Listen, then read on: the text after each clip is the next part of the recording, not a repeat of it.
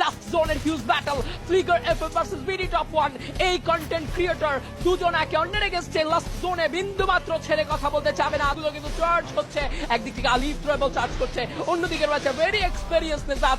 করবেন তো করবেন কে এই প্রথম ম্যাচের বুইয়া। ব্লেড সামনে অগ্রসর হচ্ছেন, শুভ 6-9 পজিশন বানিয়ে রেখেছে বিডি টপ 1। কিছু ড্যামেজ ছুটবে, তিনজন প্লেয়ার 1-3 স্প্লিটেশনে ডিভাইড হয়। বিডি টপ 1 ফার্স্ট নকটা বের করলেন, বিডি টপ 1 এর প্রথম হেডশটে নক। এবার কিন্তু কাফি ঠুকেছেন, কাফির প্রান্ততা তাকে নক দিয়েছে।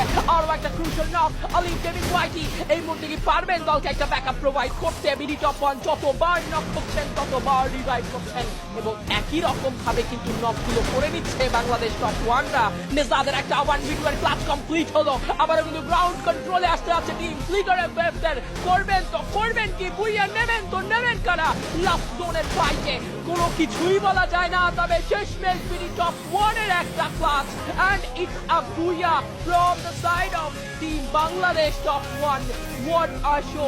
লাস্ট জোনের ইন্টেন্স ব্যাটল এবং শেষমেশ আলিফের এমভিপির মধ্য থেকে একটা দুর্দান্ত বুইয়ার পূর্ণতা পেতে দেখলাম।